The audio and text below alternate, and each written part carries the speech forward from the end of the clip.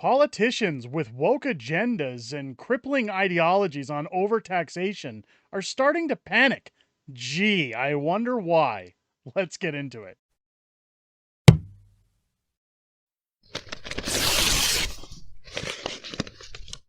Oh, yeah! What's going on, ladies and gentlemen? Welcome back to The Fringe. When it comes to the last 8 years in this country, whether we look at Justin Trudeau's scandals one after another, his necessity of padding his pockets and looking after his friends, when we talk about things like Arrive scam and the $250 million being given out to people that weren't qualified to be taking money, hiding money, laundering money, Ukraine, you name it. The list goes on and on. But the liberal network, the propaganda network, the narcissist machine seems to spread far and wide across the country, even as low as municipalities.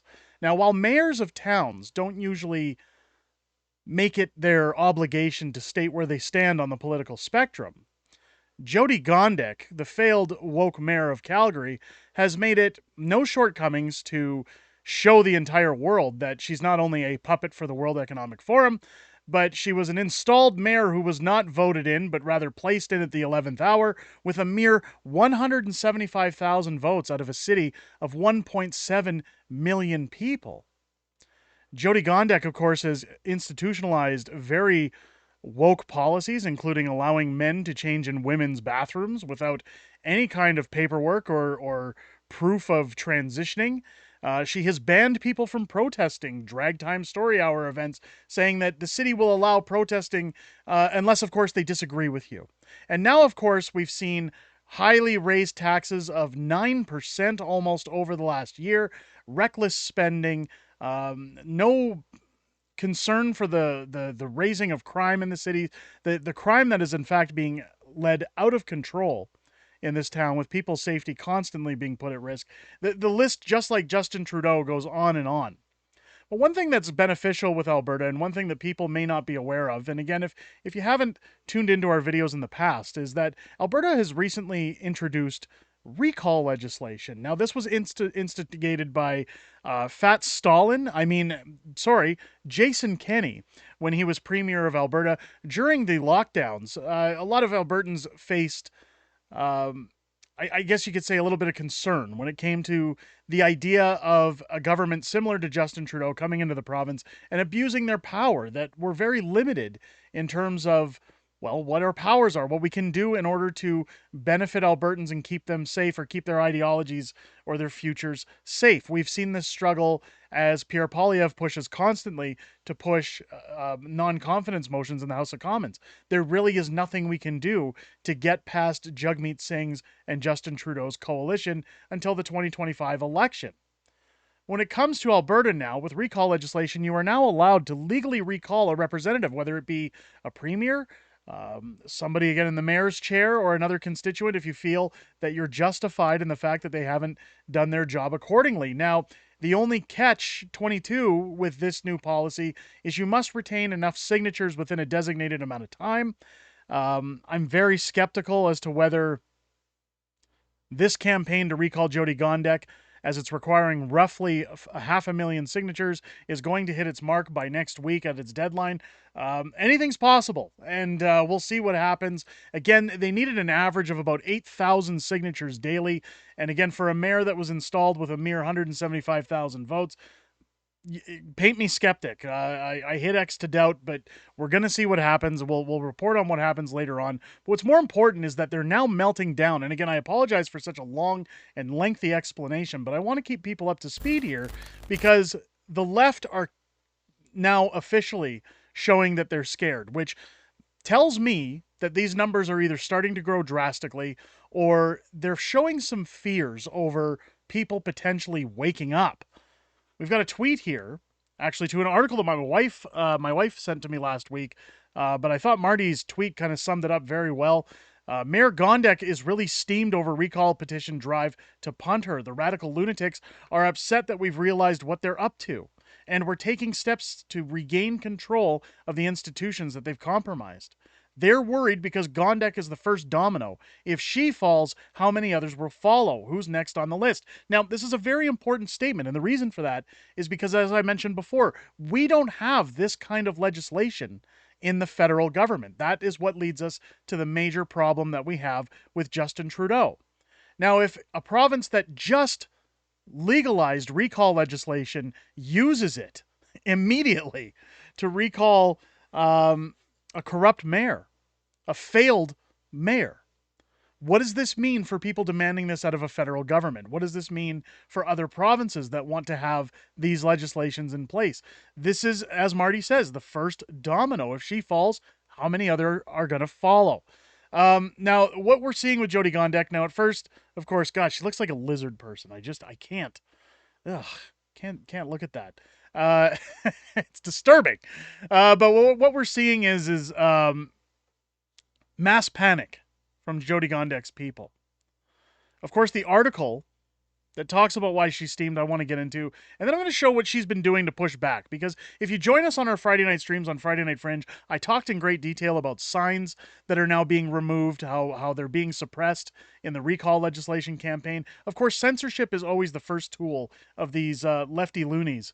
But let's get into what the Calgary Herald had to talk about here. It says she's upset. She's clearly upset. Calgary Mayor Jyoti Gondek looks downright steamed about this petition campaign to give her the heave-ho. The petition needing an impossible number of signatures to succeed. The petition launched by Landon Johnson. One guy in the middle of winter had a zero political experience and didn't know how much heavy lifting would be required to even get a few signatures. Then on Tuesday afternoon, a well-known professor by the name of Dwayne Bratt tweets out the evidence out how evidence has emerged. Stop the presses. The petition has been taken over by the conservative movement. It has attracted big money. The petition wouldn't succeed, but it is stinging rebuke to Gondek. Right after the tweets, Gondek is quickly briefed by her team. The mayor says she's looked into a few things. And again, we're going to get into that. One is most surely a piece of paper shared on X by the professor. There are names on this piece of paper, at least one spelling mistake. The group is called Project YYC. They want to elect a common sense conservative mayor and council in 2025. Well, look no further, ladies and gentlemen, because again, I've stated that I'm throwing my hat into the ring for the 2025 election. There are 20 names. I recognize 4 of the names. None of them are movers or shakers in conservative circles. So again, this is a very left-leaning article that's just, hey guys, no need to panic. They don't got anybody of value. And, oh, it's this terrible group that can't even spell things correctly. This is the first sign that the left are leaning down. This is them freaking out. Now, while Jyoti Gondek was on the move to remove signs, and again, I'm going to get into that, she took the time to meet with Mr. Landon Johnson last weekend, last Friday. And she sat down to discuss, well, the future of Calgary. And I want to address this very, very hypocritical letter in which she put out, dated March 22nd. Good afternoon, and thank you for being here today. I also thank Landon for taking the time to meet with me today. Let me start by saying I understand many people who signed the petition are real people. Oh, really? Because you haven't treated the citizens like they're real people. That are not involved in a larger political play, just regular people concerned with the future of the city. That's an understatement. I believe Landon Johnson is one of those people. While he and I may not agree on policies, I think we share a desire to do good things for Calgary. She has not done a single good thing for the city of Calgary. So I'd really like to know what her take is to do good things. And that's why I agreed to sit down with him today. Good things can be achieved through collaboration and civil discourse as opposed to polarizing rhetoric. Well, I'm just going to remind you guys, again, we've shown it multiple times here on the channel. There's no need to keep whipping a dead horse. But if you remember back before the Calgary Stampede last summer, of course, Cian Bexty from the Countersignal questioning Jyoti Gondek about her statement to, quote, defund the police and her desire to defund the Calgary police, while Danielle Smith, of course, had to bring in extra officers to handle the escalation in crime that was going on Calgary's transit platforms. Mainly their train system, where we had seen people using illegal narcotics, we'll say, on heavy extent. We've seen people being attacked, unalived because YouTube doesn't like the D word or the crime word. But thus, when Cian Bexley questioned her, she simply walked away from the podium rather than answered his questions. And this is the way she's treated Calgarians from day one. So where she talks about polarizing rhetoric or having collaboration or civil discourse, well, she should take her own words into account. This is the worst paragraph of the whole letter. Given this, I'm directing my focus away from those attempting to manipulate processes. You mean a legal process that was put into provincial law to recall corrupt individuals that are failing to do their jobs? That's manipulating a process? And I'm recommitting towards listening to the voices of Calgarians. It's clear that this petition has resonated with some. It's a difficult time for many. The cost of groceries, gas, and going out has skyrocketed, and what used to be our savings accounts are now paying for heat, housing, and electricity. I almost need to take a shot to numb my brain from the idiocracy that is stated in this paragraph. These are all things caused by Jyoti Gondek. Again, if you haven't followed the channel, and if you don't know much about Calgary's bylaws, Jyoti Gondek implemented about 2 months ago a single-use bag bylaw where not only if you go to stores and forget your bags, but if you go through a drive-through now and say order a value meal at McDonald's, you now have to pay for the bag if you want a bag when you leave the drive-through. Those costs were always included in the price of what you were getting. Have fast food agencies taken down their prices at all over this new bylaw? Certainly not. And once more, what's made that bylaw different now is that institutions like Walmart, where you once had to pay 35 cents for a crappy cloth bag that basically punished you for forgetting your own bags at home, well, those have now gone up to $1 within Calgary city limits at any institution, and the bag has actually gone down in terms of size. So again, they've shown that this is nothing more than a cash grab. It's not exactly here to protect the environment. It makes no difference. If you're paying for a paper bag, it is not stopping what they claim is climate change.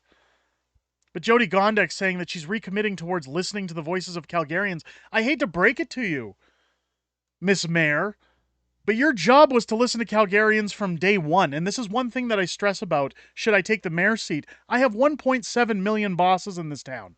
My job is to listen to them whether I agree with them or not. And what Jyoti Gondek has shown from day one is that she's only prepared to institute policy if she approves of and believes in it herself. She doesn't care about what the common person thinks. This politician is in it to serve themselves, nobody else.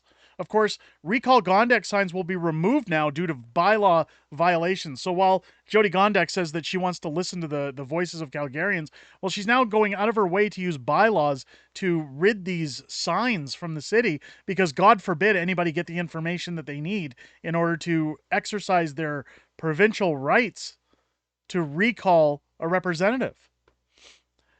Signs demanding the ousting of Mayor Jyoti Gondek will be removed for violating a bylaw, the city said in a statement late Friday. The city invoked the temporary signs on highways bylaw 29M97, citing that the signs' size and locations as reason of the breach and adding further violations will be fined.